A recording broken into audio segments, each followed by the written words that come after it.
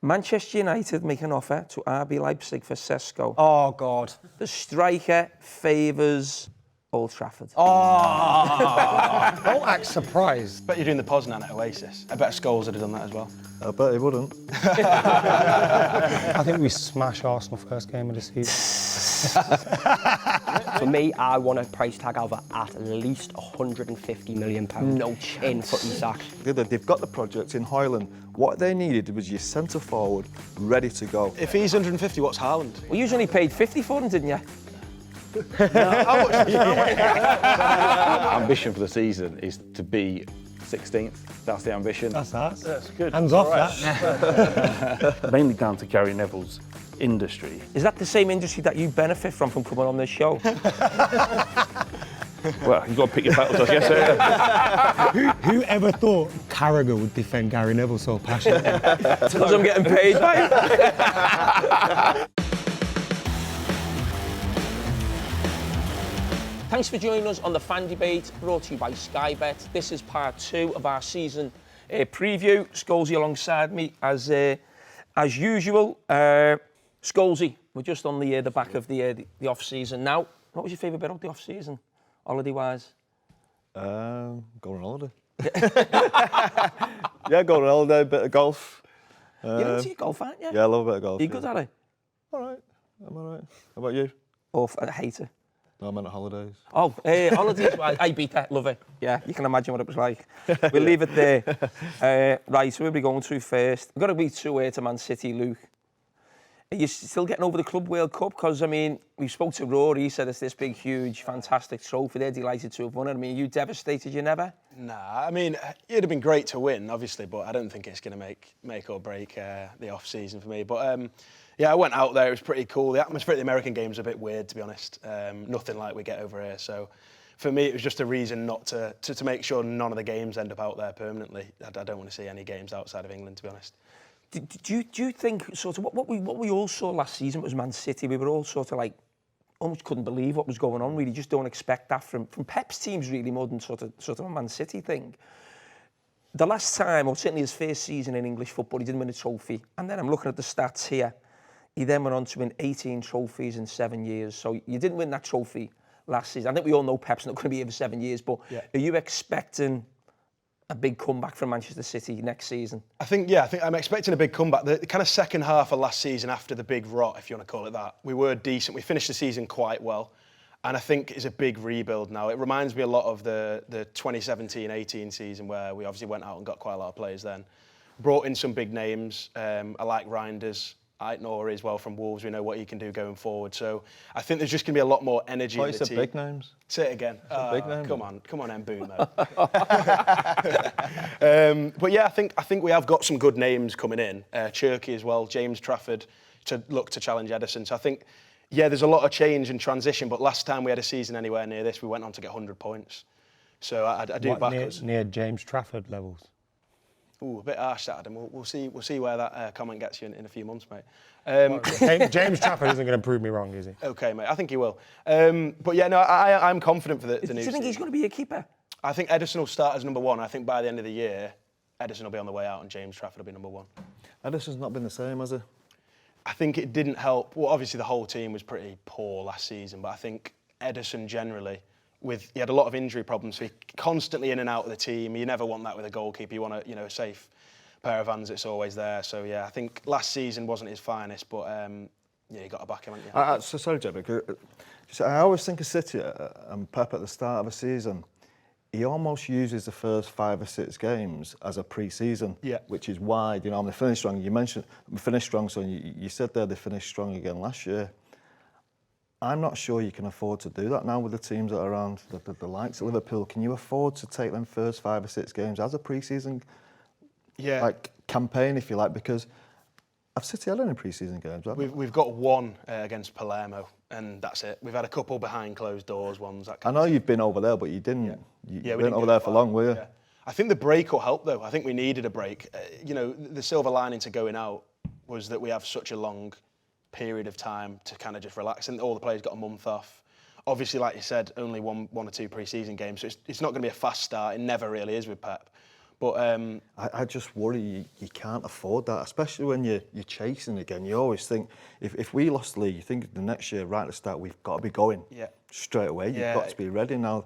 I know that's not the way Pep does it. And, who are we to question what Pep does? It just doesn't feel the right do you thing. think Chelsea will be then better prepared for the new season than perhaps City will, because there has been no break. There's been no break in there. I think they'll burn out though. That was the fear of City. How long will it be? think? Will it be a month then from when Chelsea? Because again, they've not had another game, have they? Yeah, I think Chelsea will start well, and then I think they'll burn out by Christmas time because they're going to have that many games in a row. Is the worry? Listen, I didn't watch a lot of the Club World Cup, but I've seen the goals that you conceded in the game that you went out to the team from. I think it was Al Hilal. Yeah, but it was a lot of what was wrong with last season. When you saw City having problems last season, it was getting done on the counter-attack and getting huge problems. Was that a worry for you? Was that a worry for you going into this season? Because if that doesn't get fixed, you can't win the league. No, it was a really bad performance, and it was the transitions, it was the counters that just ruined us all game. But we did look so good in the game before against Juventus. So for me, I'm not really going to judge one game and say we're finished, we're not going to be good enough or whatever. It was a bit concerning to see that again after kind of a good start, but I think we'll be all right. I really do think we'll be all right. And I think, sorry, look, I don't think enough is mentioned about goalkeepers. You think of the best team, look at the best team last year with Liverpool, the best goalkeeper in the world. I think when you were in leagues, Ederson was up there. I don't think he was ever quite at Alisson's level, but I'd say he was a top keeper. Now, I don't think that... Ederson worries me for City. And again, as Adam says, I don't think James Trafford, from his experience in the Premier League when he was in it the first time, great with his feet, brilliant, but I think your feet... I know it's a big part of it these days, but I think it still has to be secondary. You start to be a presence in the goal. I mean, I'm looking at Alisson thinking, I don't know how to score past him. I think every other keeper in the Premier League, I think, could score past him. Scholes, I think that is when you think of team. Man United started winning leagues when Schmeichel. I think of Everton as a kid, Neville Southall. You change your keeper. Pep brought Bravo. But as soon as he brought Ederson in, you start to win the league. Yeah. Liverpool bring Alisson, they start winning the league. Chelsea start winning the leagues when they bring Petr Cech in. Yeah. Scholes is spot on, and I think there probably is something in that about the goalkeeping situation. And that's why, I know Rory's not here, but no matter what Chelsea have done or what they spend, they can't win the league. Yeah, because they haven't got a goalkeeper to win the league. I do agree. You were a mess last year goalkeeper-wise, weren't you? You didn't know who was going to play. In and out, you don't know what's going on. I think this will help because he's 22. He conceded 15, 16 goals all season. I know it's the Championship. He kept 30-odd clean sheets. I know, like I said, it's a Championship. He's beefed out a lot since, in the Premier League. That's what I say. It is about his presence. Beefing He's out. not even thinking he's the best goalkeeper. I was with Peter Schmeichel every day, watching him and thinking, I'm not going to score past him. Now, I don't want to be disrespectful to James, but I look at him and think, You think that's a bit of I pressure? can understand that, but I think maybe psychologically in your head you're thinking about the last time he was in the Prem or a couple of years ago. I think when you watch him when he is playing for City, and I don't think any City fans will disagree with this. I don't think he's going to come in and be the starting goalkeeper straight away. I think he's there. He's going to be a big presence to challenge Ederson, and I think in a year's time he will have the number one spot to himself because I think Ederson will probably. I think in a year's time you're buying a new goalkeeper. You do. If Liverpool signed James Trafford, you'd be buzzing. I wouldn't. I really wouldn't. You would. Really I know we haven't got a great goalkeeper, so but I'm an What expert about in it, Rodri but- now as well? Because he obviously broke Yeah, down a so little bit, he didn't came back for the Club World Cup, played a couple of games, sort of 60-odd minutes, and then he's just returned to training yesterday. Right. So I'd hope in a couple of weeks for the start. He will make a big difference on it. Yeah, but definitely. I don't think you can underestimate the goalkeeper position. Luke, I know we bring it up every time we're on the show, but I'm going to go to you, Martin. Where are we up to right now on the 115 charges? And it feels to me, it's a bit like Brexit, where in the end it just goes on that long. Everyone's just bored of it, even if, it just, is it going to come to an end, this? Will it ever come to an end? I mean, I can't believe that it hasn't already come to an end. And, I don't think anybody would predict it was going to last this long. I noticed that actually the Premier League brought a new rule book last week where they said that the judges are going to sit on arbitration panels have to say in writing that they can dedicate the necessary time and diligence to doing these tribunals. And I just wonder if it didn't explain why, but I wonder if that is a factor here, that perhaps the people sitting on this panel, the three people, they've got other commitments maybe, which has delayed things. I don't know that, but some people have said to me, the reason it's taking so long means that the serious charges have been proven. Other people have said the reason it's taken so long is that the serious charges haven't been proven. I don't think we can read anything into it.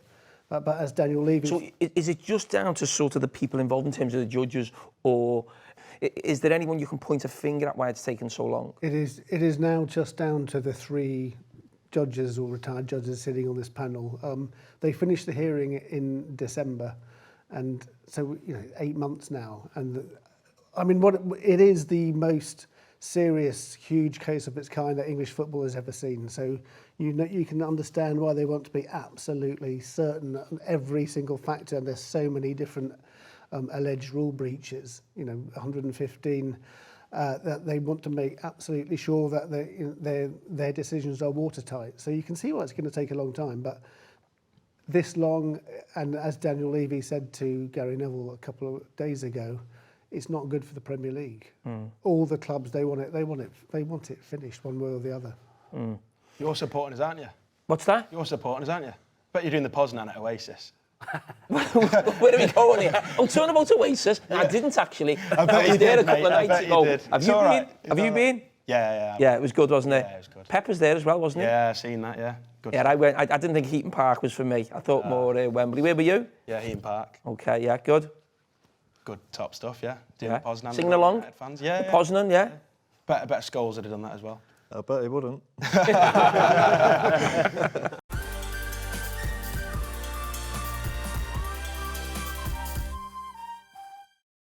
Adam, Man United, we do this show every season. There's always that optimism with a few new signings. You make the case for it being another good season.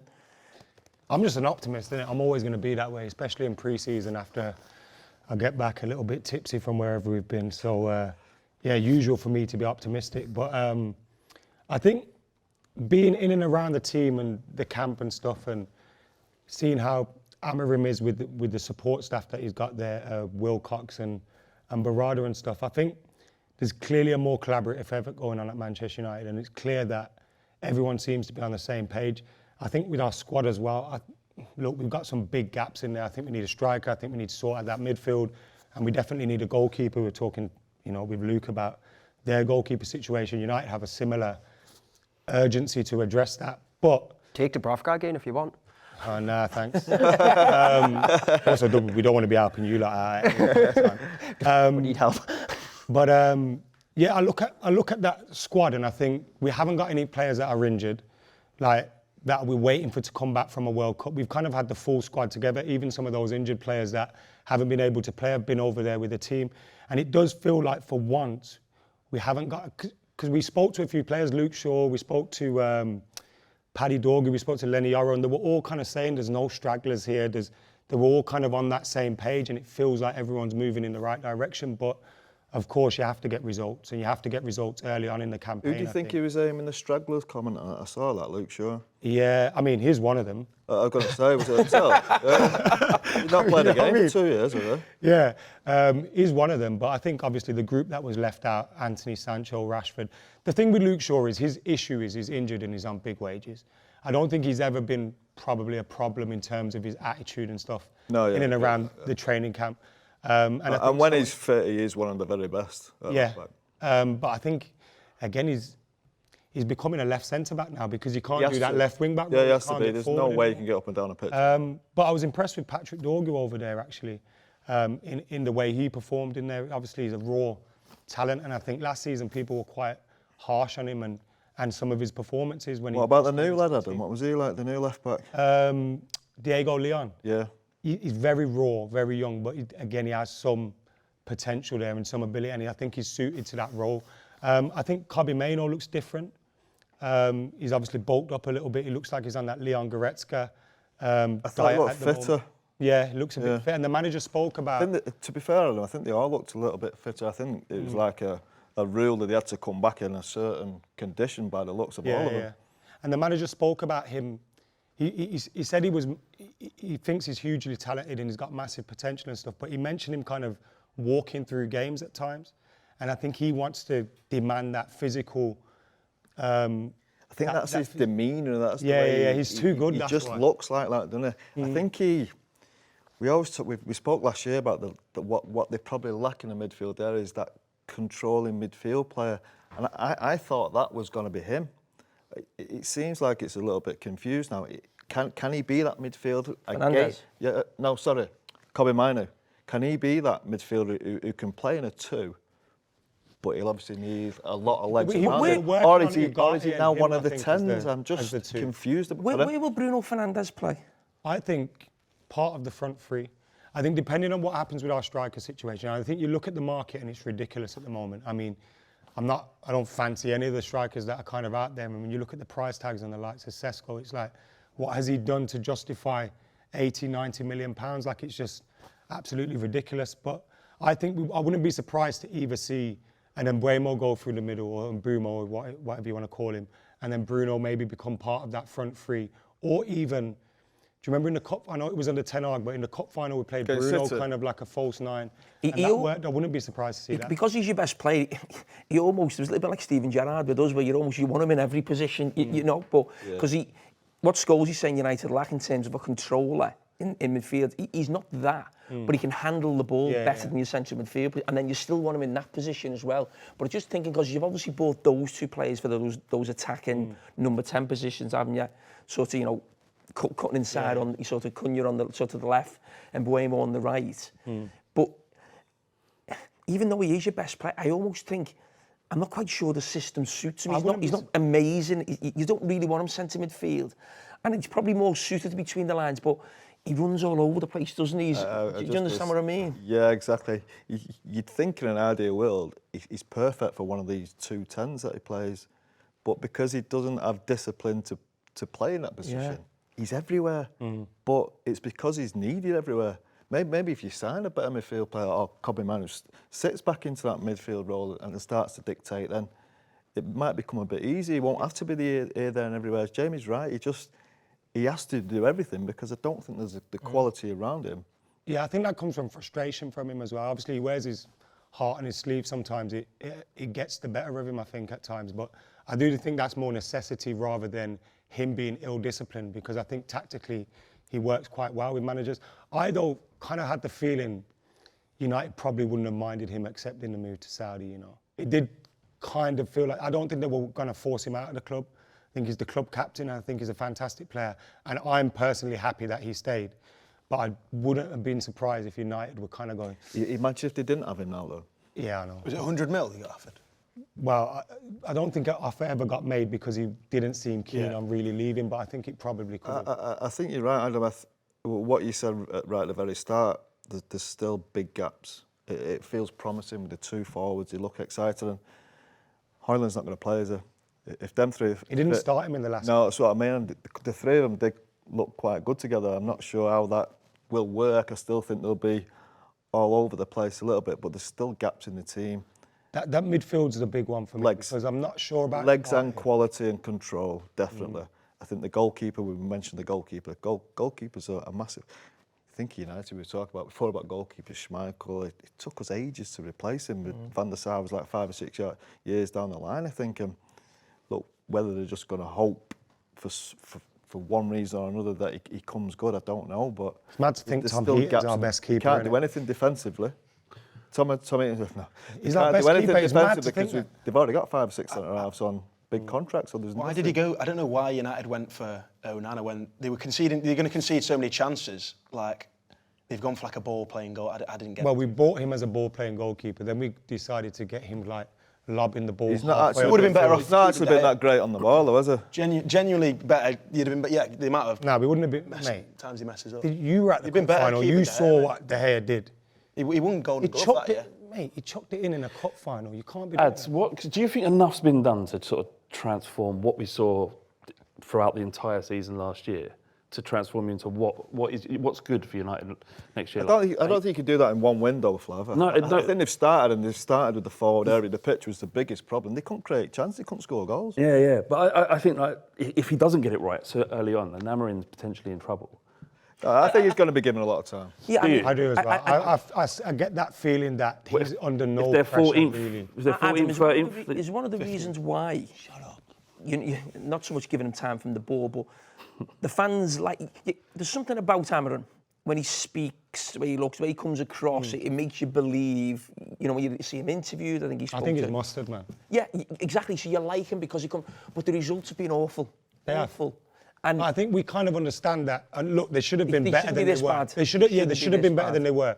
But we kind of understand the situation he got the job in. And I also think Ratcliffe and everyone behind him was probably like expecting it as well. Not as bad as it was. We should have been higher up the table in the top 10 for sure. And we should have been better in the European final.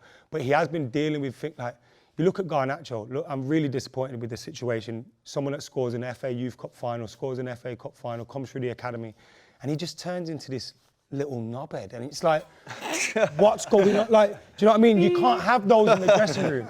You can't have that in the dressing room. And I think we were impacted by time wasters in the dressing room. And I think it's a lot easier for the manager to get his message across now to a dressing room full of players that actually want to be there, whether we want them there or not. A dressing room full of players there. And we've got one game a week. I know we'd rather be in the Champions League, we'd rather have beat Spurs. But I think one game a week's important as well, because we're kind of talking about City's pre-season going into the season. Now, the demands aren't on us to win the league, and I think the manager will be using those early few weeks as time to get his message across again. And he showed last season when he had a week or 10 days to train the players and coach the players for a game. We did well. I think we beat City. We went and got a good result at the Emirates in the Cup. So I think we smash Arsenal first game of the season. Where do you think you'll finish? Scholesy. Where do you think you'll finish? Sorry. Scholesy, what is realistic this season? What's a successful season for the manager this season? I was just going to ask Adam the same thing. It's a tricky one, isn't it? From being so bad last year. Now look, seasons can change. We see, as you mentioned before, your season Forest has. You know what I mean? It doesn't have to take 5 to 10 years to get back where you want to be. I still think there's issues, although it's looking better, I still think that there are issues with the team. As we mentioned, the midfield, we don't want to go through it again. Top 6? I think top 6 would be more than acceptable at this. But as much as you don't want to say that, because I always think managers should have the very best, should aim for the very best, should aim for the highest. I'm just not sure. I think there's too many good teams now. I think your Liverpools, your Cities, your Chelseas are on the up. Arsenal, I didn't even mention Aston Villa's, Newcastle's. I think there's a lot of competition now to get in that top 6. And I think United are more than capable of challenging, not probably Champions League positions, but no chance. But in terms of being around, what you want to do is get League. close to them by February, March, and then because you never know, someone might have a bad season. You've seen teams kind of drop in and out. But I think the main thing for us is to actually feel like we're progressing and feel like the team's getting better. Because there's been times in the past where we have... We'll have to finish 14th and not maybe... Yeah. But I mean, I'm on about on the pitch. Show me something on the pitch. I want to see this team developing and getting better. And so then we can go, actually, if you add those 2 or 3 players into it, they will get top 4. They will be able to challenge for the league. So I think progression on the pitch and the way we're playing and the way it feels, I think, is more important. Because there's been times where we've got top 4, but it's felt crap. And we've known it's felt like that, and it's not really felt like a top 4. So I think there's a lot of very good players there. Last season was unacceptable, really, wasn't it? But I felt like there was an acceptance to it. The last 3 months here, we're just going to get beat. Nobody seems that bothered about it. Now that obviously can't start the season with that attitude. There's got to be more pressure on him. Of course there is, but like he says, I think he will get time, and I think he started. When you try and rebuild teams, I think most start from the back going forward, don't they? I think we've started from the front because that was obviously the biggest issue. We've got a defence and a goalkeeper that might concede goals, and if we can't score a goal at the other end, we've got no chance. So it gives more chance of winning games. I think that first game of the season, it almost feels like going into the season in terms of managers, there's going to be a lot of pressure and eyes on Amorim because it didn't go particularly well last season, but also Arteta for different reasons. That, okay, it's almost he's got to win something. I just feel that first game for both managers. I know it's one game. Yeah, Gyökeres against Amorim and all the storylines that are there. It'll be on Sky, we'll build it up. And I think for someone to lose that game would be a real big blow for them. You know, I said it since the fixture list come out, we beat them.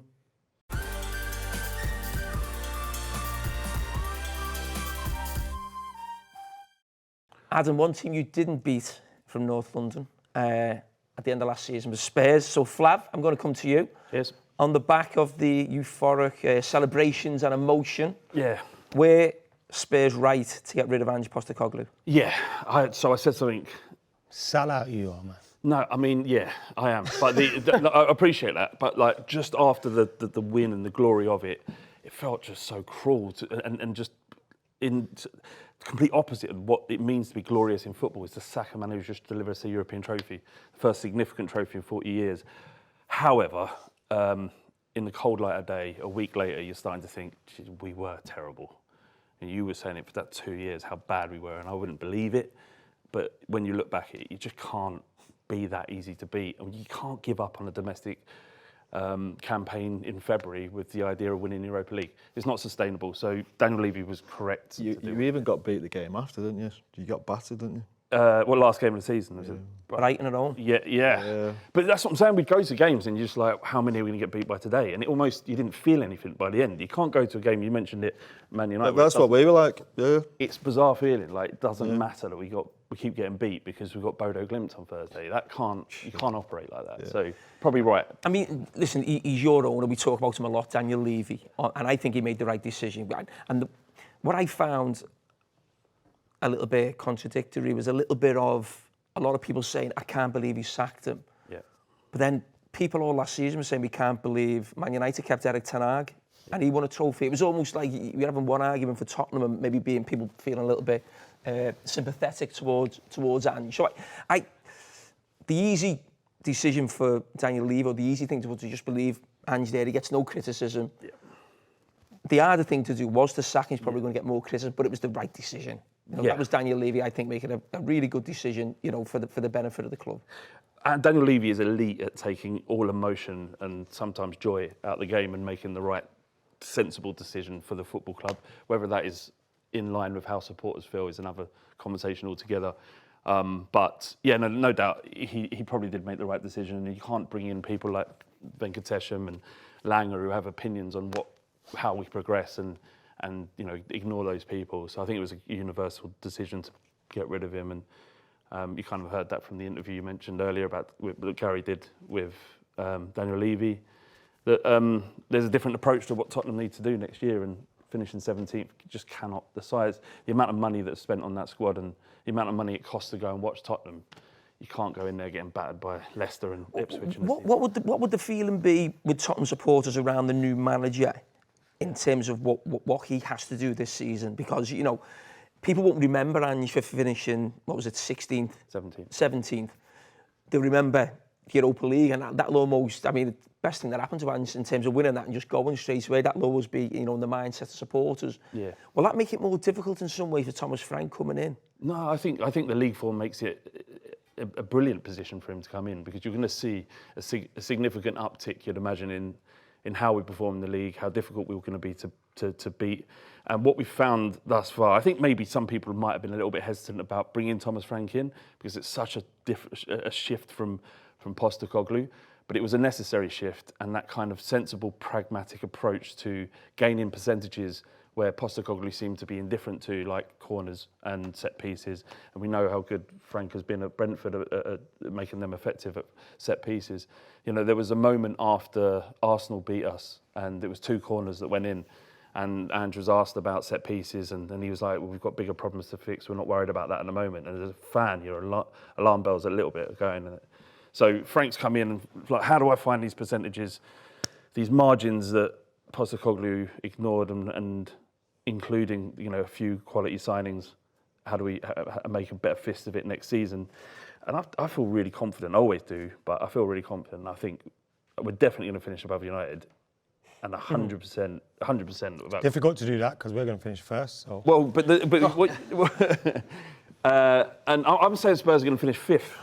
And I feel confident about that. I don't feel like it's, come on here and say something stupid so it gets clipped up. I generally think 5th could be achievable at Tottenham. A man who won't be involved in that is Son. And I think he's one of those players who, almost a bit like you, Scholes, everybody likes. One of the players in the Premier League goes, even if he plays for a rival, Son, you're like, you didn't like Scholes, Baz, no? I love Scholes.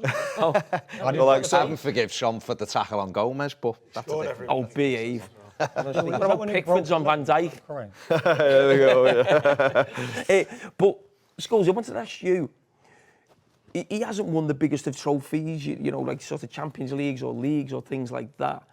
But where would you rate him in sort of like the sort of last decade or so in terms of attacking players in the Premier League? Well, one of the best. Yeah.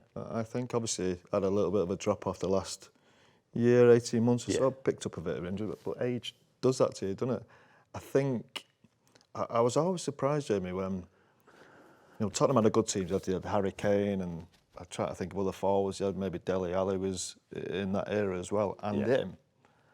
He was never linked with going away to a bigger club. And I thought, well, what's going on there? Because every time I saw it, I thought, he's brilliant, him. Scoring goals at City, when City were a good team. Every game he scored. Yeah. He's quick, he scored goals, he could play left, right, he could play through the middle. I never understood why. It wasn't like us, Man United going in for him with the bigger teams, the Real Madrids, the Barca. I really felt he was that good. I think you're tapping into one of the reasons why Spurs fans considered Heung-min Son to be a legend for 100%. And I think I speak for most Spurs fans that would say if you have to choose one between who is a legend at Tottenham, is it Harry Kane or Heung-min Son? It would be Son, and it was like you say, you were tapping into. Yeah, that's only because Harry Kane's left, though, isn't it? Exactly right. So the moment there was a period mainly down to Gary Neville's industry, and he did. I don't know how this interview even took place, and I'd love to find out. Is that the same industry that you benefit from coming on this show? Well, you got to pick your battles. Who ever thought Carragher would defend Gary Neville so passionately? I would like to know. I'm getting paid.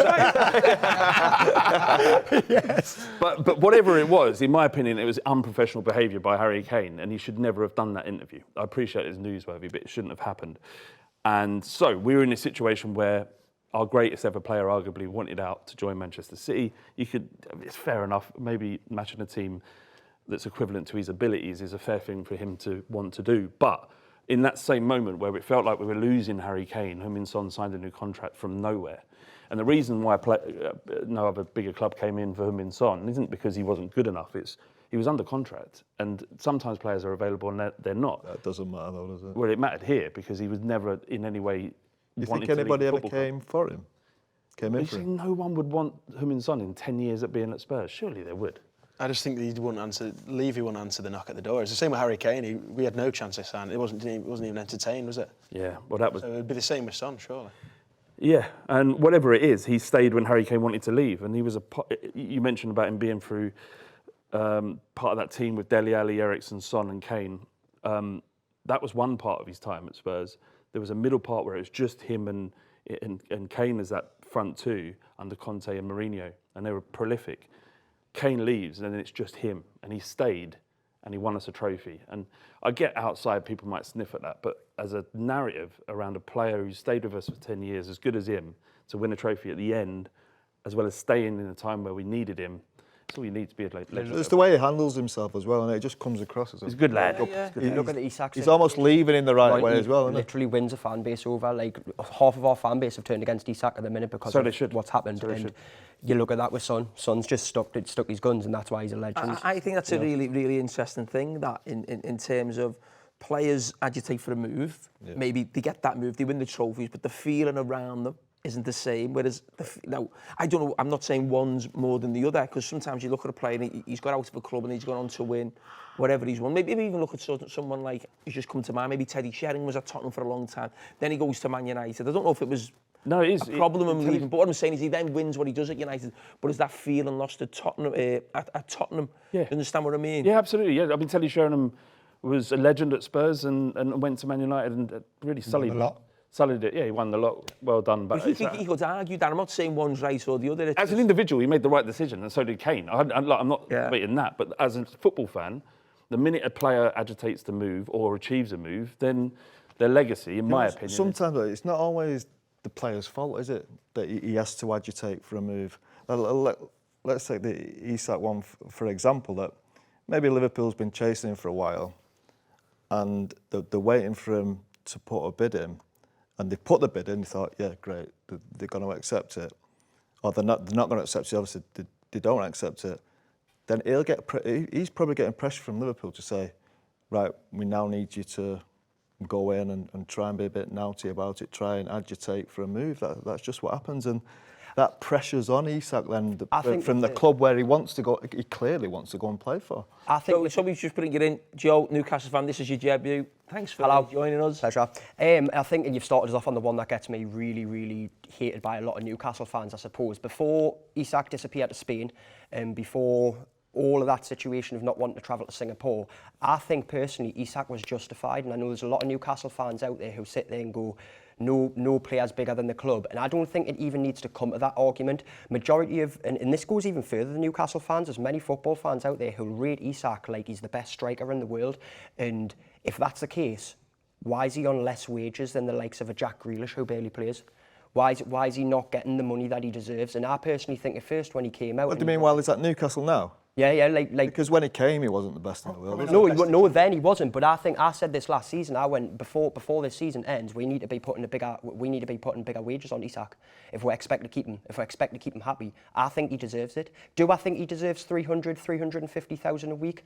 Maybe not. But I think what's wrong with negotiating a 250,000 contract now, though, as bringing up the loyalty conversation there. Now that he's chucked his dummy out of the pram and all his toys, and we've seen. When the clubs came back, everyone's been given a day off and Isak's been in training by himself. Yeah. That's punishment. No way about it. It's not so much about the money though, is it? Because Newcastle will be afford to give him that 250, 300 grand. They'll be able to give him the same wage as Liverpool. Yeah. Sorry, but if he goes to Liverpool, he's winning trophies. Would he I think we've just got to clarify. I think what he's talking about, what happened with him was, there's a feeling that when Amanda Staveley was there, I think about 12 months ago, they've moved on. Because he'd made such a good start and he signed a 5-year contract or something. He's probably on good dough, but not amazing dough because he's not this world-class striker. Yeah. Once he's become that, I think he was told that your wage is going to go. They then left the club and then they had the PSR issues. Yeah. And then I think the sporting director from last year, Mitchell, came in and was a bit like, we can't afford to put him on 250, 300 grand a week. Remember last summer, Newcastle were sort of players were coming in and out. So I think, he's still got a bee in his bonnet about that when you read between the lines. So that's where you're saying you've got... You would though, wouldn't you? As a player, you would. As a player, you would. As well, when you say that about trophies, I know you don't really appreciate the Carabao Cup, Paul, but the trophies... I do now. He won. You do you now? Why? Because he might win it next season.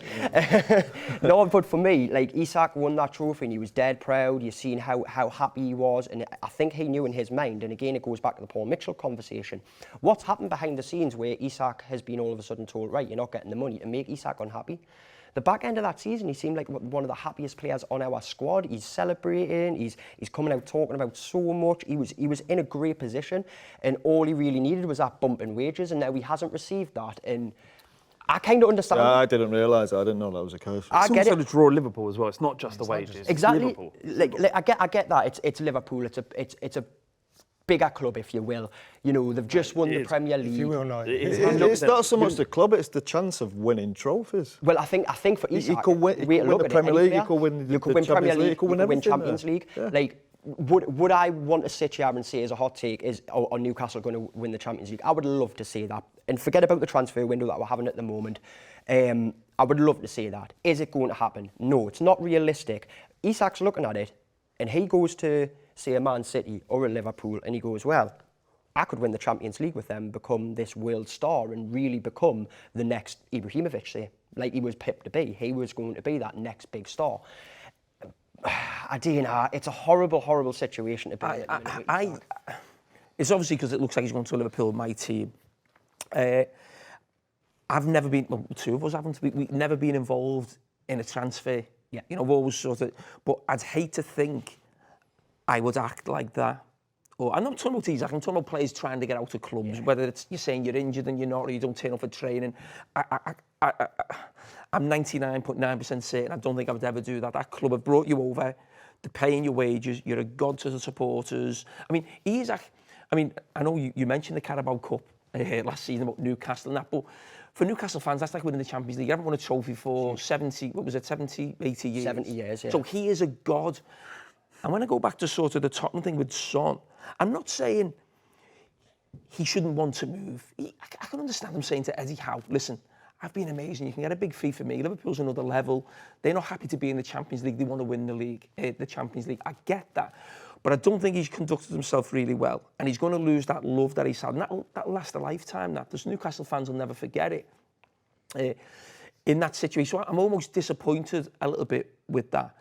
But what I would say is, and I've had this at Liverpool, and sometimes a player outgrows the team. You're a team who will fight for the Champions League to qualify. He's probably can play in a team who can win it. Yeah. And when that gap becomes too big, that's when you've got a problem as a player. And it happened to me with us at Liverpool, with Steven Gerrard. But we were lucky that he was a Liverpool fan and he was from the city. If Steven Gerrard wasn't a Liverpool fan, he'd have left. Yeah, he would have. Yeah. Because he was there and the team was there. Now, when Rafa Benitez came in, we won a Champions League, got to another final, we had a really good team and we were sort of there. But we had Alonso, Torres, Mascherano. As soon as our level dropped, they left. Because they were world-class players, but we weren't a world-class team. And that's the problem you're always having. That was the problem with Kane, with Tottenham.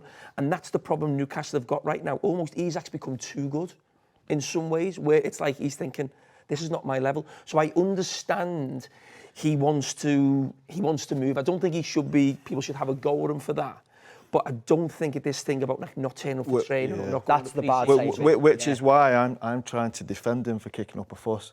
Now, I'm not saying it's the right thing to do. And I think it's very difficult for me and James to say we'd never kick up a fuss because we're at the clubs of our dreams already, do you know what I mean? Now, I don't think we can... Well, we are, aren't we? No, I was an Everton fan. He's giving me a look. You see All right. The second club of his dreams. That's the one. So if Everton came in, he might kick up a fuss. Of course. Yeah. So it's very difficult to say we wouldn't kick up a fuss if we weren't. Look, I love Newcastle. Newcastle, brilliant club. I love playing there. It was brilliant. But Liverpool, you've got to think of the lad's career as well, and he wants to win. So it's all right saying 300 grand a week and 250 grand a week. Brilliant, but when you look back at the end of your career, you want to see the medals you've won as well, and he's got a much better chance of winning the proper trophies at Liverpool. See, now that's where I think a lot of our fans are starting to get themselves a little bit lost, and they're living in this sort of grandeur. I'm going to get slated when I go back to Newcastle here. Oh, you'd be all right. This grandeur, they're going to be putting us in her top.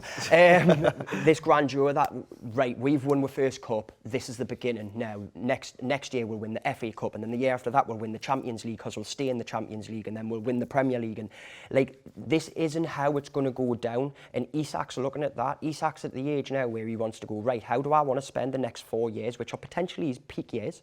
How do I want to spend the next 4 years of my career? Do I want to be fighting to get back into the Champions League, or do I want to be fighting to get into the final of the Champions League, onto that podium? So I do understand that. I do get him with that. I think what a lot of fans look at is the likes of like Bruno and Joe Linton, who have sort of literally painted themselves black and white to the very core of the veins, and they think every single player should do that. And like you have just said there, if you're at the club of your dreams, you will. But the point you've just made, I think it's an interesting point. Those players are top players. Yeah. Ran all over Liverpool in the cup final, but they haven't outgrown Newcastle where they're like, they're a lot better than your team. I think that Bruno's got an argument there. Like, I think maybe. Definitely. Well, I think you're saying in best position. Bruno's a brilliant player. Yeah. Is he the best midfield player in the world? I We're don't talking about Isak is the Tonali. best centre forward in the world. Who's Tonali?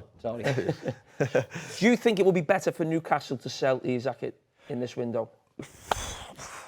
Putting my neck on the line here. Look, I think if we were able to get the right fee for him, what is that? I was saying this, for me, I want a price tag over at least £150 million. No chance. In for Isak. In for Isak. No chance. Serious. I wouldn't want Liverpool to pay 150 million for it. Would you, if he has a one for you though, right? And like any Liverpool fans, I wonder what the take is on this, where if you, before Isak kicked up the fuss and done everything he'd done, fresh off the end of the season, and you got told you need to pay 150 million, you just haven't bought Ekatike yet, you need to pay 150 million for Isak, are you then paying it? That's a really good point. And the reason I'm talking about the 150, for me, I said it on the to the lads, to Liverpool fan, before Robbo, that the fact Liverpool have spent 80 million on a striker already, I'm like, you can't have like a backup. It just feels 80 million on a backup striker. But I get what you're saying. If Liverpool hadn't bought Ekatike, I'd maybe say, oh, just do it. But there's something about it now. 150 million for me, I said before, it feels like you're getting Mbappe for that. I think Isak's amazing, but I'm thinking 150 million. It's like, wow. You're paying for his growth. I think, look. That feels. You look at how far do you go? if someone says we'll pay Got to more, grow into R9 to be worth 150 million. What's Haaland? If If it's it's 150, what's Haaland? It's also unpriced. you now usually he's paid 50 for him, didn't you?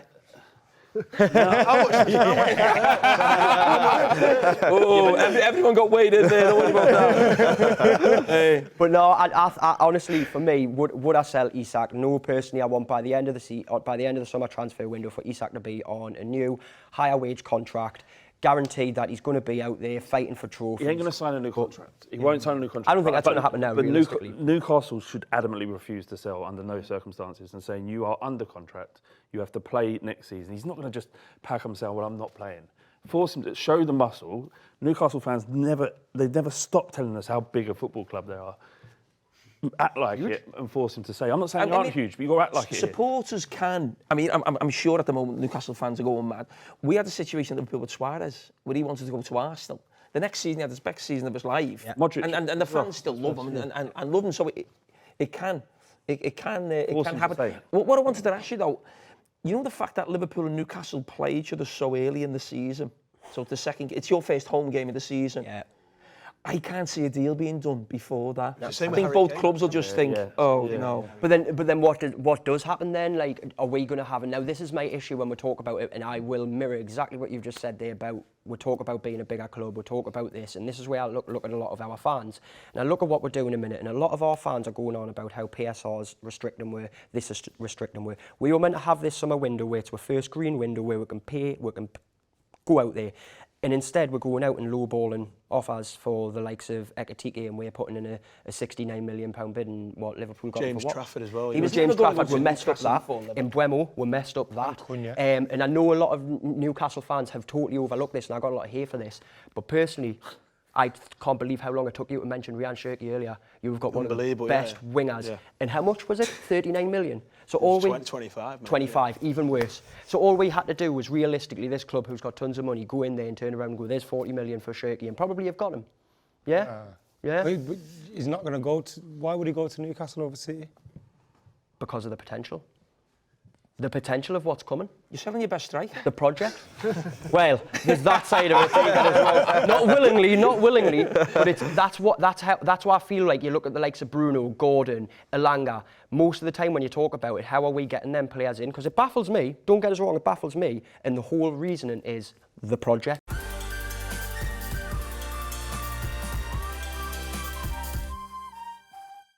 Listen, I know you're frustrated at the moment. It's been your debut, fantastic. But I want to go to Ellen the next year, a Sunderland fan. Are you quite enjoying what's going on here at Newcastle at the minute? It's mint. Take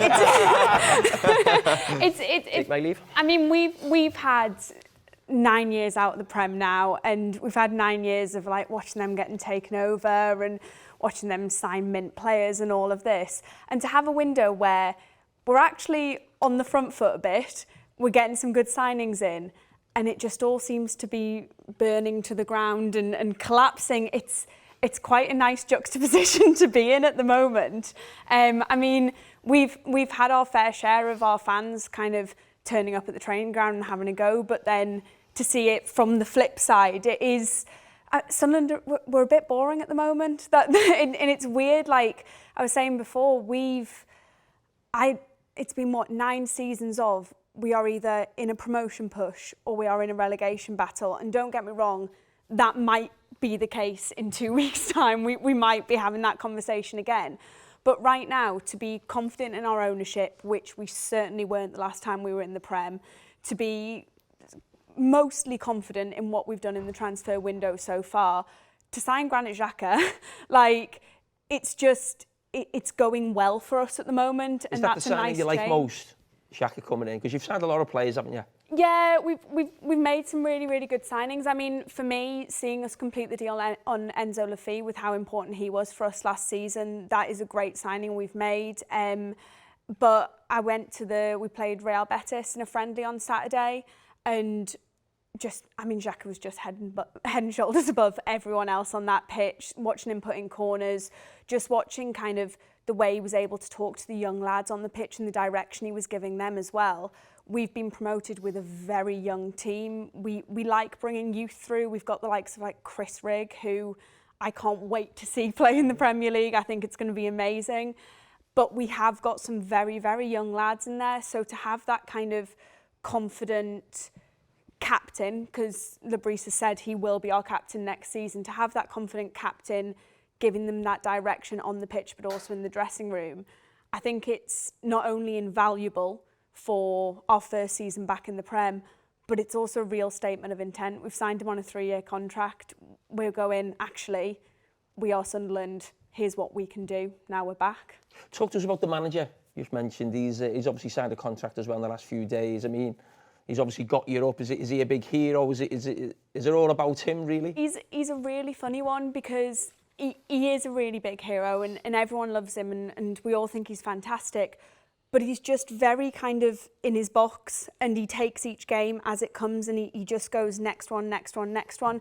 We were on like an incredible run. I think we were within a point of being in the automatics last season and a journalist went to him like, oh, so how are we doing? Like, it's really great. The fans are all up for it. And he just went, it is good. And that was his comment on it. And that, again, quite nice not to have drama surrounding something that's going on at Sunderland. It's a manager who's just very much got his head in the game. He obviously wants to be here. He signed a contract till 2028 and he's just kind of ready to keep moving forward with the club and keep developing the players we've got. It's a nice time to be a Sunderland fan, which I don't remember the last time we were able to say that. I think Sunderland are one of them teams. I'm delighted that he's back. I always love, the derby game feels massive. Listen, it is I'm huge. so excited. It's going to be good. Eleanor, do you fancy your chances? Knocking these down a peg or two, Champions League team? Look, whatever I say, he's going to bring up the cup game, and that is completely fair enough. I'd like, hands up, that was probably the worst I've seen us played, and that's including the 5 times in one season I went to watch us play Accrington Stanley. Like, that genuinely, it was a horrific game. It was the worst we'd looked that season. We were coming off the back of sacking... Was it last season or the season before? Was it last season? It was season before, it wasn't last season, yeah. Yeah, because we were coming off the back of sacking Tony Mowbray, and there was just we'd appointed Michael Beale, who did... I mean, I'm just not going to go there. But we were coming off the back of sacking this manager who was beloved. The fans were down, and then all of a sudden, it's like your phone explodes. Oh my God, we've got the Mags in the cup, and you just have to switch your mindset. But in the league, yeah, I do fancy us. No. It's 6 in a row for a reason. You haven't beat us in the league in the last 6 times we've played you. One thing I will remember, though, last season as well, the Lasses beat us twice, and then we've beat you in the cup as well. I get it in the league 6 in a row, but that's how many years ago? The league is a different animal completely to the How many years ago was the last time we faced off in the league? 20...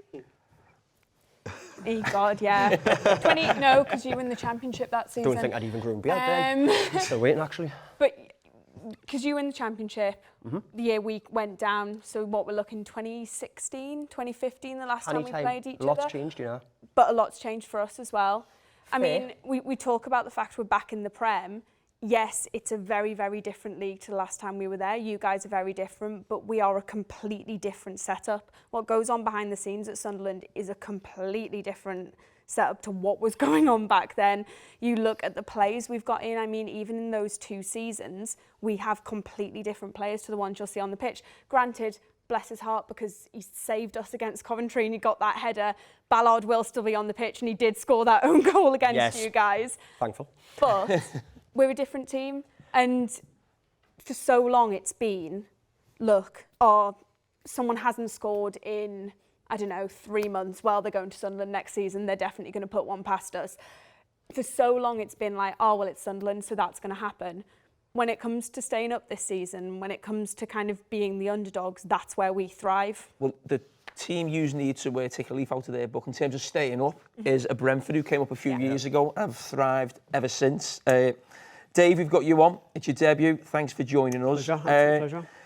Is this one of the first summers where you've maybe been actually worried about Premier League survival? Because there feels like there's been an awful lot of change at Brentford this summer. There's been a huge amount of change, yeah. I think it's difficult to kind of speak with any kind of certainty about what's going to happen. Losing Thomas Frank to Tottenham, then losing Brian and Bumo, the knock-on effect from the Isak drama is Johan Wieser's, doing exactly the same as Exec is. Pull the finger out. Have Newcastle been unsettling on your striker? Yeah. I mean, and then we've been told off by the Jim Reaper at Man United for sort of like not accepting derisory offers from Mbeumo. So it's been Norgard going to Arsenal. It's been a churny summer, which we've not been used to that. It's been stable, and we've literally reached a level where I think we're kind of like more than holding our own, and I think it's unsettling some fans that could be about to change, but I don't think so. What was your reaction when it was announced Keith Andrews would be the manager? We were all itching our heads, scratching our heads, going, surely not the free kick coach. But once the kind of the headline had worn off, and you found out why Keith Andrews was originally brought in by the same team of people that scouted Thomas Frank, and all that backroom staff that we've lost to Tottenham, those people identified something in Andrews that they liked, and they thought that he had a big future in the game.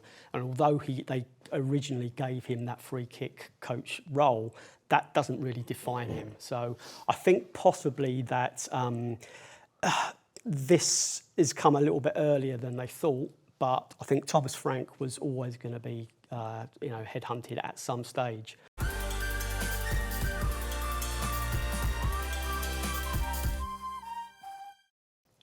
Baz, what's your feeling going into the season in terms of Everton? Moisey sounded a little bit unhappy with his own board, a little bit not maybe getting deals done. I think a week ago he said that. It looks like he might have got a couple of players in now. The feel-good factor of last season of Moyes coming back, is that sort of eroded a little bit with the sort of lack of players coming in, because you've had a lot of players leave? First of all, Son was brilliant, by the way, even though I said I did.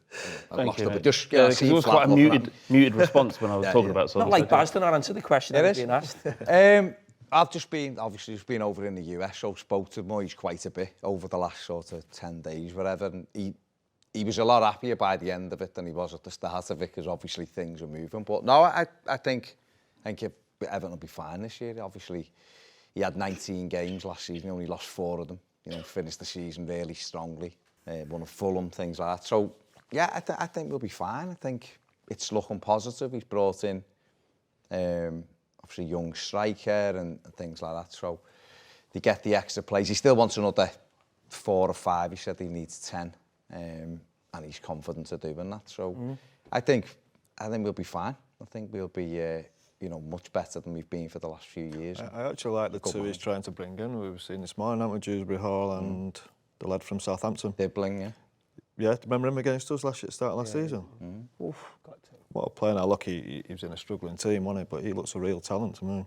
I think it's, when you look at the side, I think Tarkowski and Branthwaite signing a new deal was huge. I think defensively they're fine. I think it's Dewsbury Hall will give them a little bit in midfield. We've got a lot of workers in midfield, but no one who can put his foot on the ball. I think he can. He wants another one in there. The right wing, and I asked him this about 3 times, we need right wingers, and he's looking at 2. And obviously Dibbling, that's where Dibbling could play. They've looked at Fofana, but I think he's hanging on to see if there's a Champions League club coming in.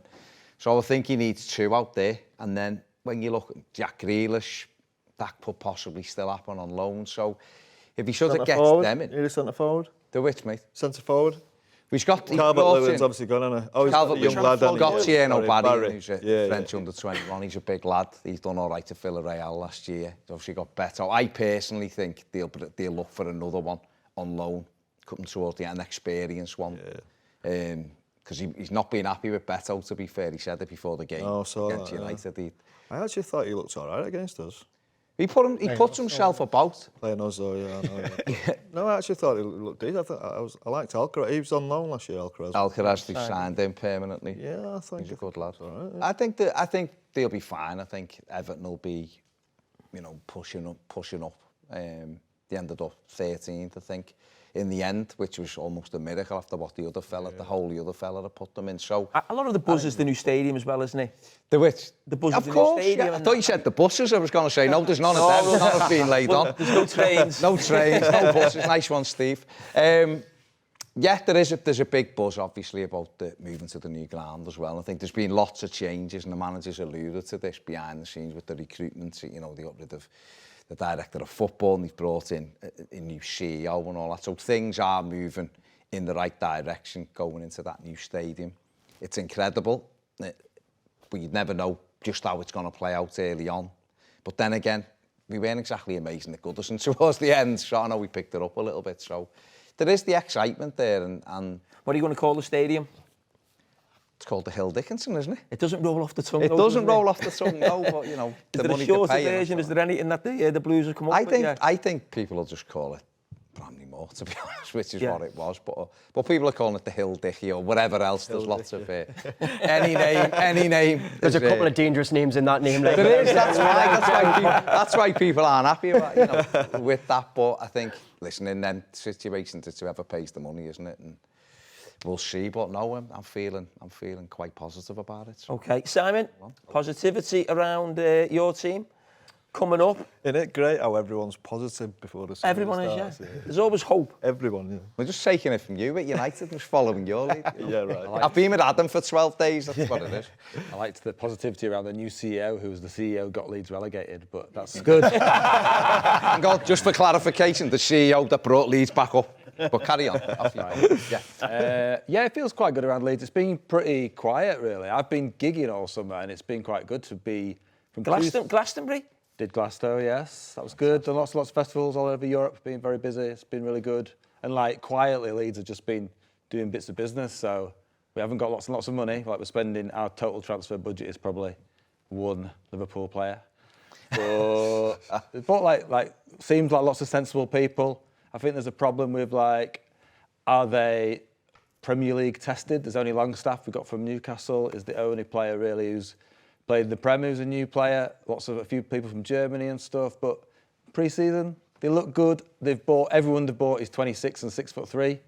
So I think it kind of shows. There's an article on that. Yeah, it shows what we're going to do. The other day about basically also a template to stay in the Premier League. And I spoke to Russell Martin, came on Monday Night Football last season, and he's obviously just lost his job with Southampton, but he was sort of thinking that if he was there again, it'd be the physicality. That's where they really lacked. So when I read that article, is that almost like a template to staying in the Premier League for them? They feel like set pieces are going to be massively important because they're not going to dominate games like they did in the Champions. They were certainly the quotes from the manager. Yeah, those differentials, so like corners and free kicks and stuff. And we had a very small squad last year, so I think really trying to boost the height of it, win some headers and stuff like that. And physicality, yeah, we played Villarreal on Saturday, and you could tell the name of the game is just to be really, really physical, keep the ball at the other end of the pitch and stuff.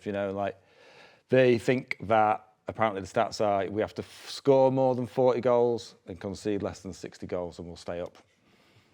Sounds like Big Sam as the manager. Bit of homework's been done there. Getting ready for Sean Dyche. What did you think about the manager's comments around your centre forward when he was saying he's basically not Premier League? We need another so they've sorted out the defence. They've we've bought a massive keeper, Brazilian keeper. We've bought lots of giants for defence and central midfield, but now we need to sort out the attacking. Obviously, we've got a lot of goals last year. We lost Mana Solomon. Bamford's been told he can go. There's another, a younger kid called Matteo Joseph who's wants to go. So we need a striker. But we've been looking at Munez all window. We haven't quite. No, but I was talking about your manager's quote around Bamford. It felt like a really strong thing to say. If I've got that right, I remember a quote sort of saying we've told him he can move on. He's not sort of at the level of Premier League. The problem with Patrick, I think the Leeds fans, we've had a challenging time with him. He's been good, he's been bad, he's been injured, he's been fit. He's scored some goals, but overall we quite like him. And actually, the last thing he did in a Leeds shirt was play guitar on stage with Kaiser Chiefs, which is quite funny. But in a Viduka shirt. Too many injuries in it. He had 2 seasons. Farke's point is you had 2 seasons in the Championship to get fit and prove to me that you're the man, and he didn't do it. So he can't risk it. It's a big season. We are the, ambition for the season is to be, 17th, 16th. That's the ambition. That's us. That's good. Hands off that. Did you say you're getting ready for Sean Dyche? Did I hear that? Well, with the big lads, Yeah. Why do you want him? Probably not. I think Farke deserves a good chance. I think he's done really well for Leeds. He's so pragmatic. I think that's, again, with the summer, just having a summer where there's not everyone's getting sold or, there's a crisis. Farke's just really measured about everything. Players can go on strike. But weren't they talking about sacking him when you got promoted? They were, actually. Yeah, weren't they? They were, yeah. Which... How's that changed? Spurs did something sort of similar. It felt like you have to give him a chance, don't you? Last time with Norwich, obviously, did absolutely terribly, but they didn't really back him. I think if they'd had someone in line who was a proven Premier League manager, they might have taken it. But otherwise, Sean Dyche. That's the thing. Yeah, Sean Dyche. You've been talking about Sean Dyche all day. I think aren't the vultures already swooping for Farke, Frank, or Andrews as the first casualty of the season? Yeah, someone will go in November, Amorim, won't they? Amorim. Amorim, I think, might go as well. 100%.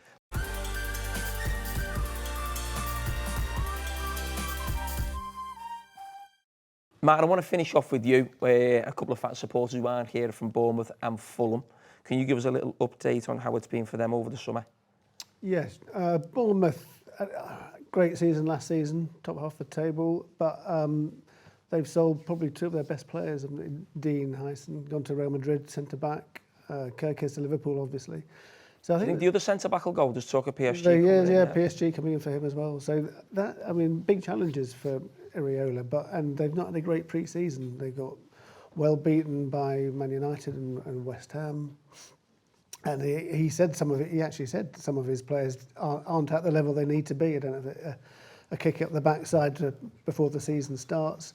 They've got Adrien Truffert, a France international left back. I think he's got 5 or 6 caps for them. So they'll want him to hit the ground running. But I think it's going to be testing time for them. They don't have a huge amount of money because of such a small ground. So, but a very good manager. So I think it's going to be an interesting test for them. Fulham been very, very quiet in the transfer market. Again, they had a good season, mid-table. They haven't lost anybody significant, perhaps they'd say. So they think they're in a good place. But looks like they're going to get Reece Nelson on loan from Arsenal. He'd be a good signing. Mm-hmm. And there's even talk of Raheem Sterling, who's now gone back to Chelsea.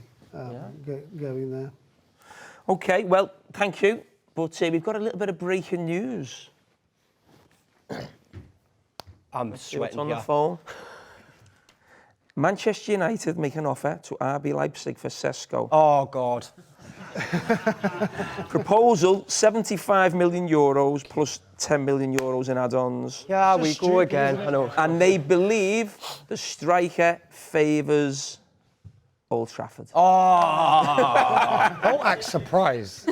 How much for the mic? I'm just going to rip it off now when this is... I don't want him. I just want him so them lot get pissed off. Do you know, it's past the point of getting annoyed at yous now. This keeps happening. I'm getting annoyed at my own club at not putting the money where the mouth is. It's not and about not money. This is what you got to realise. This sounds real bad, but you got to realise where you are in the food chain. Man United might finish 15th, and you might get Champions League football. But no one dreams of playing for Newcastle over Manchester United. Alan Shearer did, mate. Alan Shearer. Yeah, all-time Premier League took him down. Then what?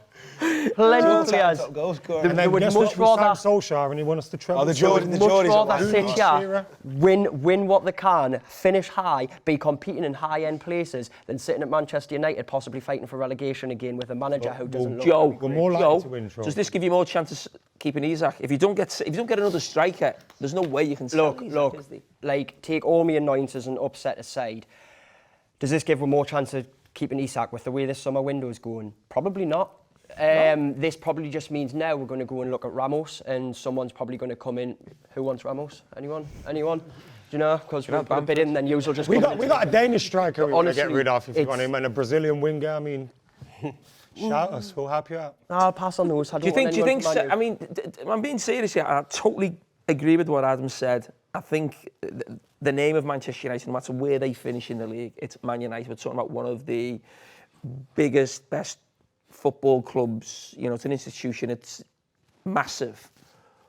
But, and I do mean this, from Sesko's point of view, Newcastle will never be Manchester United ever. But the track record of Manchester United with younger players coming to the club, and the actual track record, I think, of Eddie Howe, and what he's done with young players, like he buys players sometimes at Newcastle, you think, oh, they're okay, decent players then, and then they become like very good. And I think a lot of that, to me, is Eddie Howe. So I can understand it be that, but if I was Sesko, that would definitely be in the back of my head. I do think Ineos have made a concerted effort to kind of change the way we are doing things, and I think we are. Adam, I'm not being funny. We say this every year we come on this show in August. Oh, Man United, they've got the recruitment now. They're looking at stats we and had data. Ed Woodward running about, is it? We had an accountant doing football people's jobs. We have got people in the right place, and you've looked and made an effort in terms of recruiting younger players. Who's the new people there now? Well, it's Wilcox, it's Barada. But those guys are the guys that are making the decisions. It's not an accountant leaving Australia going, I'm on urgent business, and then disappearing. It's proper people making the decision, and it feels better for the manager as well. I reckon there was a lot of former United managers who look at Amorim and are a bit jealous that he's got that. And I know they've not achieved much yet, and we still have to wait, but they are making it's a much better effort in terms of recruitment, and I think they're more attractive to younger players as well. From the point of Sesko, I think what Jamie's trying to say, well, what I'm trying to say as well is, he'll have more chance at Newcastle to develop, which he needs. Now, to be a Manchester United centre-forward, as we've found with Højlund, as a 22-year-old kid, you've got to be ready. It's got to be now. And Højlund just isn't quite good enough for that, as we've seen. But again, he's not had a chance to be developed. Him going to Newcastle might have been the best thing for him. I think as well, I think you take away the club badge, it's the Eddie Howe effect. I've said this so often. Back in the day, I mean, like now, if ever Joe Linton comes out and has a bad game, I call him Bruce Linton, because that's the old Joe Linton. You've got this Eddie Howe Joe Linton who's completely changed under Eddie Howe. Now, you take away Newcastle, you take away the support you get in the crowd, all of that. It is literally the Eddie Howe effect and what he does to younger players and developing players. He can turn a player around and make them amazing, and this is what I'm confused about with the likes of Sesko. It's hard to turn United. Can I ask about You can't turn down Man United for over Newcastle. You just can't. You can't. Look, Man United finished 16th last year. You finished where you did. Which club realistically is going to be successful first? Are Man United going to win the league before Newcastle ever do, if they ever do? Of course they are. So but I think that is why he wants to go there. But I'm saying from a United's point of view, he's not ready. Is it the best bit as business? I still think you're in the same boat as having Højlund. It also shows you where the market for strikers is. This guy scored 13 or 14 He's goals. He's probably the last one. United, 89 like I said, United don't agree with they didn't need a project, did they? They've got the project in Højlund. What they needed was your centre forward ready to go. Now that's not out there. I think Osimhen was probably the only one. Ollie Watkins for 2-3 years would be better for me because he's more likely to score goals in the Premier League. Who, sorry? Ollie Watkins, and people go, oh, Ollie Watkins. Him in 2 years, but he might get Champions League. No, I don't think Ollie Watkins is it. I'm still amazed that Ivan Toney wasn't snapped up a year ago. Yeah, look, going back to Ollie Watkins, I think Ollie Watkins is a brilliant striker. He works his absolute nuts off. I don't think he's a brilliant finisher. But I think he'd be better now with your Seskos, with your Højlunds in behind him. I think them two are second and probably third strikers behind a main striker at Man United. Now, I don't think that striker's out there. I think Osimhen, look, I think he might have been the one who could have been, but there's nothing else now. I think Gyökeres is what you call him. I think he, again, was a little bit of a project, not really knowing what you're getting, but Osimhen was ready-made. It sounds mad, but I'd take Darwin Núñez over all them. Like, I look at Darwin Núñez and I think I'd rather him leading my line than you got jet lag? Yeah. No, but I think Darwin Núñez is better than them. I think the striker market's a bit... Yeah, well, it's gone now, isn't it? After Sesko. Yeah. What else is Sesko and Isak? What else is it? I think the way the game's evolved, we're in this sort of era of the wide strikers. I was looking at some stats. Yeah. I wish I had them on me now, but players who win like the Ballon d'Or, I know it's been Messi and Ronaldo for a long time and that, but it's like centre forwards just don't really win it. You know, you think in the past years it was always like the best centre forward that sort of win it. Now you think of Liverpool, you know, Salah and Mane, it's about the white. Yous have just Even bought when you had Cunha Firmino, he was and then proper. Buemo. You know, even the strikers we're talking about now are almost a bit like Gyökeres, we're not sure, Etiteki. You know, that's why everyone's so like Isak, because he almost feels like it's a guarantee. Yep. And the thing I'd say about Isak, and maybe it's something in my head about thinking 150 million, he's a top striker. We use that Andy Cole, Alan Shearer, Les Ferdinand, all in the same level as him. Man United had, you could just name 5 off the top of your head. Liverpool, sort of Suarez, Sturridge, Torres, Michael Owen, Robbie Fowler. These players just aren't there anymore. These strikers that you had before. Nice one, and I think Pep. that's what probably makes Isak more expensive. It is. Because everybody now, a striker you buy. I think it's So purely why not should Shearer as well. United go for Isak? Because we're broke, baby. Perceptually, we ain't got the money for bad that, if like- Newcastle But you're sell pulling, him. to be fair with what you said though, you're pulling You don't 90 want million him out for to sell. Sesko. Also, Stop putting Isak ideas isn't in going to there. want to come to Manchester United right now. The teams that are after him, it's not. Sit down. Sorry, it's not like Newcastle want to sign him. It's Liverpool want to sign him. The Premier League champions, like it's teams that are going to So win do the you think trophies. you'd rather stay at Newcastle than go to United?